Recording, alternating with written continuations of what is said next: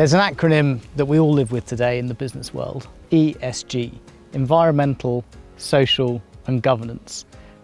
It's driving so much business thinking, so much attention. But where does that acronym come from? I think it probably owes its lineage back to 2004, and Kofi Annan, who very much had this as a passion project, brought together the terms environmental, social, governance into one collective space.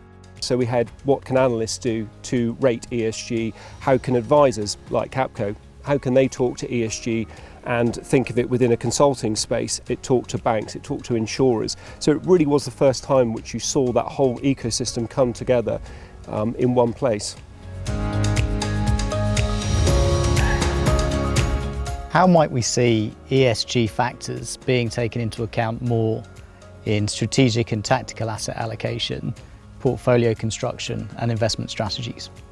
I think historically we've seen a lot of portfolios constructed around risk and reward. The risk is to the return and to the company overall. But when you think about ESG as an overall topic, it really does sit within the whole value chain of risk. It's environmental risk, it's social risk, which can be PR related, it could be employee actions. And then from governance, we saw such things as Enron when there was poor governance, poor accounting, poor behaviours from the very, very top down.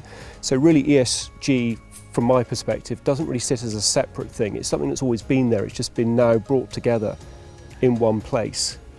I think this is a big shift, actually, moving away from so-called greenwashing, ESG featuring mainly as a marketing trend, actually to being core part of risk management. The risk of catastrophic loss of shareholder value from a management team making a misstep in ESG in some way, or indeed over time getting it wrong to the extent that value is destroyed. Investment teams are more and more bringing ESG factors formally into their investment framework, and it will no doubt drive investment decision making much more as teams become more sophisticated at analysing and incorporating these types of risks in strategies. And you can see that to some extent from the size of the teams. To your point on greenwashing, it was a nice thing to have from a marketing perspective. It was something on the periphery that made people feel good about buying something for their portfolio, be it a manager or somebody who's looking to select a pension for themselves.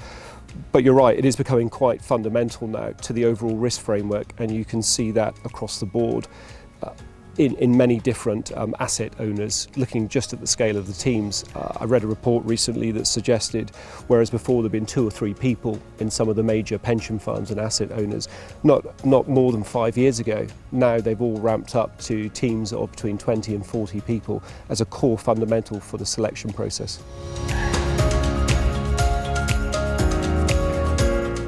So we can agree that ESG is going to be a fundamental part of how investment decisions are made.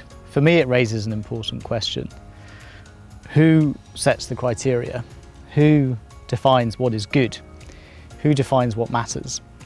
Governments and regulators are starting to get involved, but not to the point that they can help firms determine precisely what decisions to take. Often it's left to small groups of people, managing boards, investment committees, individual fund managers. What are your perspectives on this, Charles? I think we've reached an inflection point actually, Richard, around ESG and who's in charge of it, who's the arbiter of it. You can see that in the past it was governments, councils, local authorities, to some extent external influencers, the fourth sector, NGOs, suggesting what good looked like. Coming forward, we're actually getting a lot more almost supply side pressure now from people. So it's the customers, whether they're buying a pension fund, a financial product, a credit card, they want to know the green credentials there.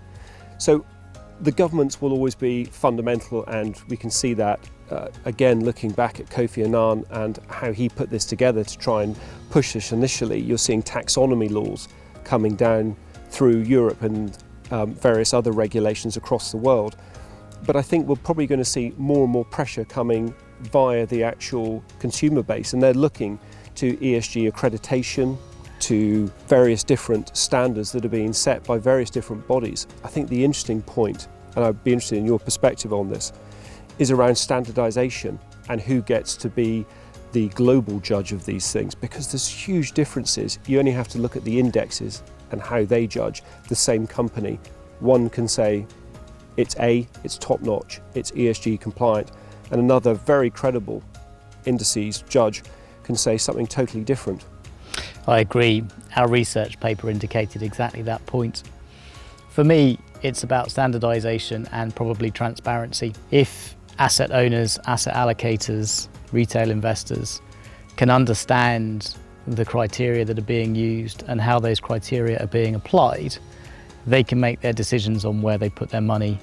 And ultimately, it will be investor demand that determines which approach is the approach that wins out. So I think it's incumbent on the industry to find ways of providing the right kind of helpful transparency that allow people to make informed decisions about where their assets are allocated to.